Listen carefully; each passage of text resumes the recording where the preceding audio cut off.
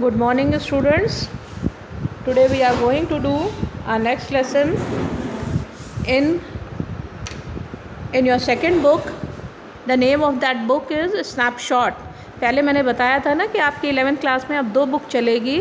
एक बुक का नाम है हॉर्नबिल और दूसरी किताब का नाम है स्नैपशॉट.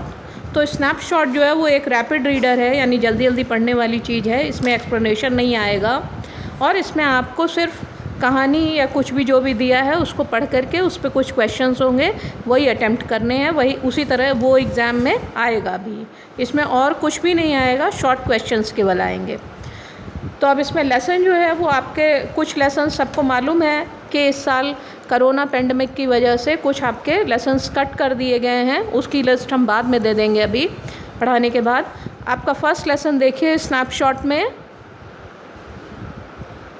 ठीक है.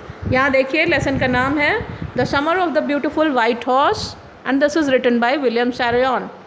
तो ये the summer of the beautiful white horse, ये जो विलियम सैरियन हैं, जो इसके राइटर हैं, ये अमेरिकन है, लेकिन कहानी जो है वो एक आर्मीनिया नाम के जगह की है. आर्मीनिया आपको मालूम नहीं होगा अगर, तो हम बता दें कि ये टर्की है, अरेबिया है, इन सब के ऊपर एक जगह है. वहाँ पे बहुत सारी ऐसी कंट्रीज़ हैं छोटी छोटी, जैसे उज़्बेकिस्तान, कजाकिस्तान, आर्मीनिया, सीरिया.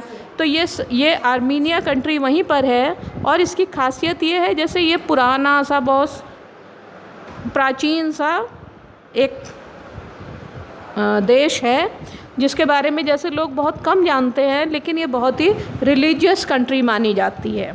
अब इससे आपको आर्मेनिया से बहुत सारे फेमस लोग भी संसार में हुए हैं जो आर्मीनियन डिसेंट के हैं.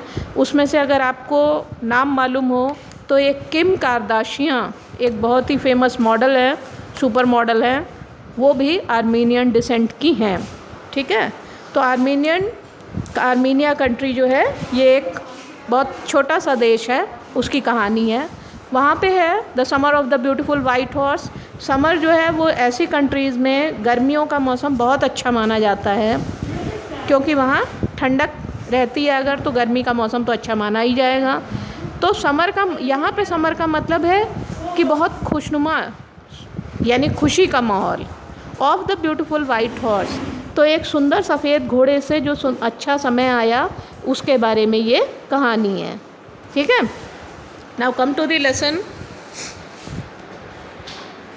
सी, one day back there in the good old days when I was 9 and the world was full of every imaginable kind of magnificence and life was still a diligent, delightful and mysterious dream. My cousin Murad, who was considered crazy by everybody who knew him except me, came to my house at 4 in the morning and woke me up tapping on the window of my room. देखो first paragraph. Now see, one day back there in the good old days. एक दिन, अब back माने पीछे, हम translation कर दे रहे हैं, लेकिन लिटरल ट्रांसलेशन के बाद हम इसको अच्छे से हिंदी में आपको ट्रांसलेट सही करके बताएंगे. एक दिन बैक देयर, पीछे, इन द गुड ओल्ड डेज, उन पुराने अच्छे दिनों में, व्हेन आई वॉज 9, जब मैं 9 साल का था, एंड द वर्ल्ड, और पूरा संसार, was full of every imaginable kind of magnificence, और पूरा संसार जो है जितना आप इमेजिन कर सकते हैं, जितनी आप कल्पना कर सकते हैं, उन में शानदार चीज़ों से ये पूरी भरी हुई थी. क्योंकि लोगों का बचपन अच्छा होता है, चाहे अमीर हो चाहे गरीब हो, खूब खेलते हैं, खूब मज़े से रहते हैं. तो उसी तरह यहाँ भी है कि मैं 9 साल का लड़का था और मेरे लिए ये संसार बड़ा सुंदर था.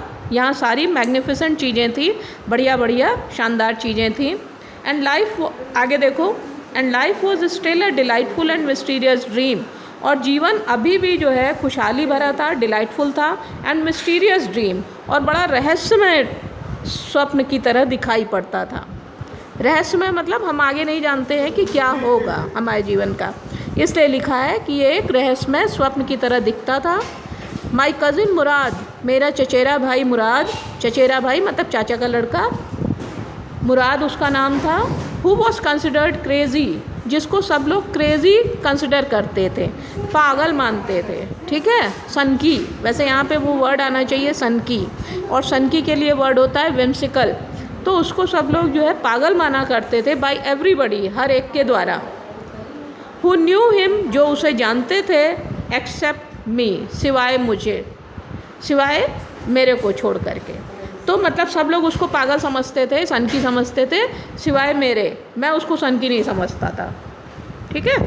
केम टू माई हाउस, वो मेरे घर में आया, एट 4, सुबह 4 बजे, इन द मॉर्निंग, सुबह में, एंड वोक मी अप, और उसने मुझे वेकअप किया, उठा दिया, tapping on the window of my room, उसने मेरे कमरे की खिड़की पे टैप करके, यानी टप टप करके, उस पर खटखटा करके उसने मुझे उठा दिया, ठीक है। अब इसका हम ट्रांसलेट जो है आपको ठीक से करके बता देते हैं।